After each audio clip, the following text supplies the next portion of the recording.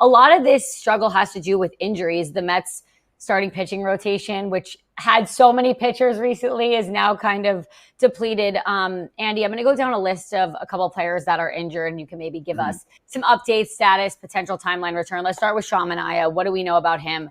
When can we see him back?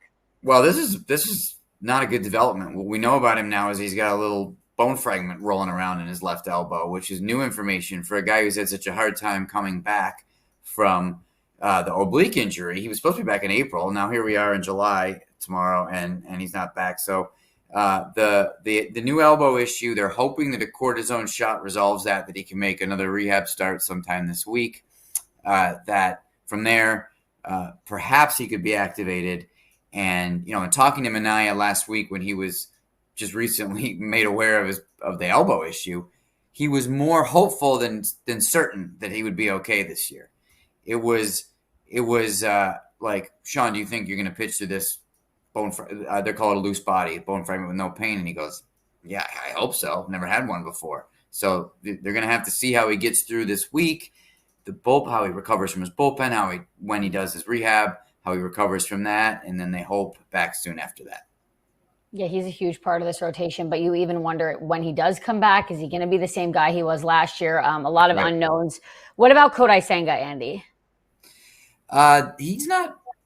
They're keeping his arm active during the hamstring issue, but no significant developments there in terms of a rehab or news on when exactly he's going to come back. So that just becomes like the hamstring still having to heal a little bit. Yeah, we'll talk about him more in just a second. But finally, what about Tyler McGill? Any update on him? No, they don't know, and they haven't said exactly when he's going to start throwing again. That's another elbow issue.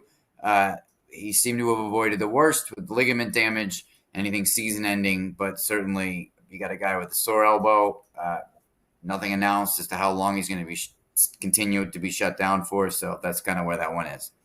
Yeah, and then, of course, Griffin Canning out for the season. So a lot of bad news for the Mets in the pitching department. So, Danny, let's start with Sean Manaea. Are you concerned about this setback? Do you think he'll be back to his regular form when he comes back? Well, I think, Andy, I believe you and I were both at the David Stearns. Oh, you were there. I was. Yeah, that's right. You were there. You were there. I was there. I was quietly in the back. I like to hide. I like to hide from everybody. I was there. And, David Stearns, number one, continues to do a great job with his team. There's never a panic or it feels like worry in his voice. So he's doing a good job on that front. And it sounded to me, somebody first of all asked him if he would need surgery. I think it was Anthony DiComo, and he said, no, we don't expect that. And two, he seemed confident that Sean Manaea would be back and be able to pitch with this loose body. Listen, I'm not a doctor. I am not Andy Martino, the insider, but I will say, anytime that there is an issue like this, I think there is concern. You don't know how he's going to respond. If he hasn't experienced this in his career, then there's nothing you can be certain about. And I think that stinks because you want to be able to say, no, I'm good. I think he's going to be fine. I cannot say that. I think that it's okay to be concerned about it. And I will say this, when he does come back, you don't know exactly what version you're going to get. There's going to have to be some patience involved when Manaea comes back and is able to rejoin. I hope that it's fine. I hope that there is not lingering issues, but I can't sit here and tell you that I'm certain that Sean Manaea is going to be okay and just slide right back in and assume the job that he had. Because he did such a great job. That's what's tough, right? He was the ace of the staff. And now they're dealing with so much more. You want that guy back. He's also a great person to talk to. He's a pleasure to be around and great for that clubhouse. But I would say it's a little frustrating on his end and probably the team's end. Mm-hmm. Agree with all that. As a whole, like I said earlier, they had so many pitchers. We were like, oh, are they going to do a 6-man rotation? This is great. They have so many guys. Now, again, they have nobody left. Andy, do you think that the Mets need to bring in reinforcements, either temporary or long-term, while these guys are rehabbing and coming back, and maybe just in case they're not fully back when they're back?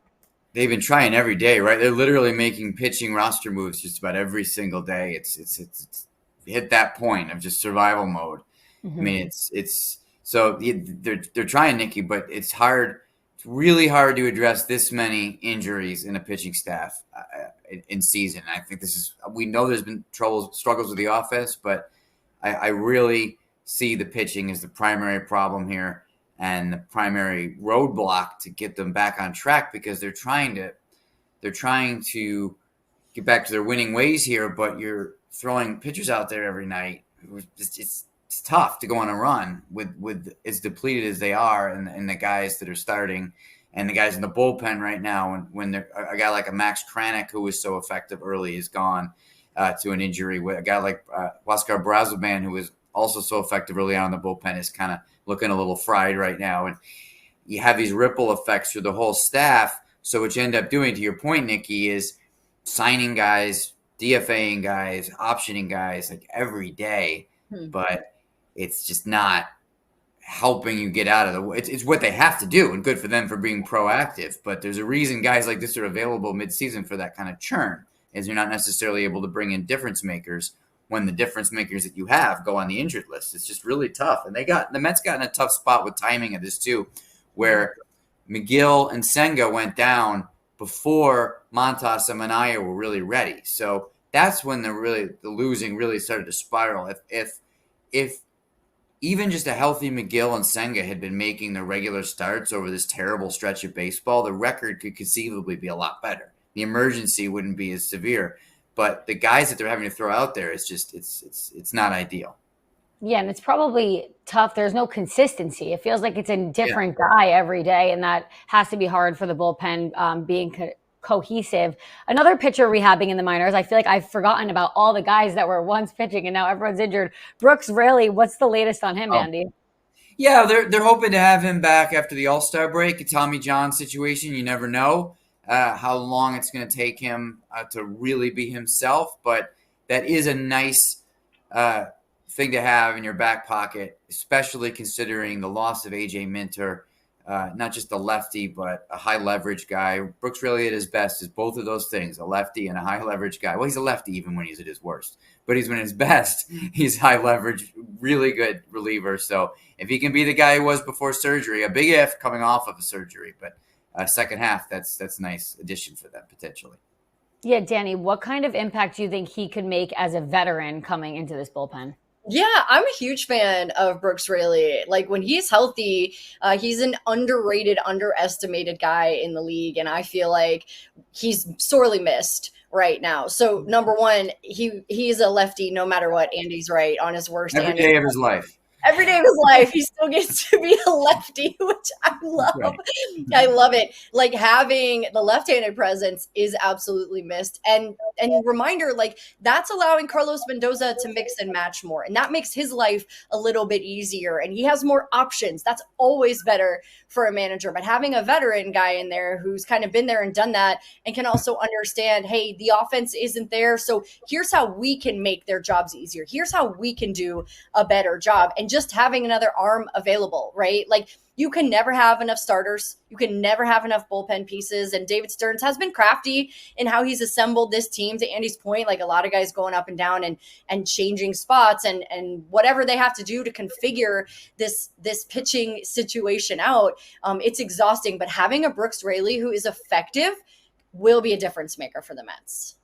I feel like now we're just talking about all the injuries. I'm like, this is depressing. I wish we have some good things to talk about, but two more offensive injuries to cover, Jesse Winker and Jose Siri. Andy, any updates on their status? Andy's just giving us all the updates today. The whole team seems to be, it's one of those years.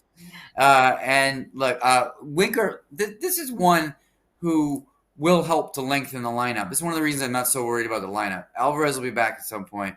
Still believe in Vientos. The DH situation's been tough, but Winker will be back to address that. He's, to answer your question, Nikki, he's in rehab games right now. Shouldn't be too much longer before he's ready to rejoin the team. So that's good. And Jose Siri, not close, which is part of the reason why I expect the Mets to look for a center fielder at the trade deadline. Just that fractured bone in his leg is not healing the way they had hoped it would. So I think they're going to – another way they're going to lengthen their lineup is to try to add a center fielder.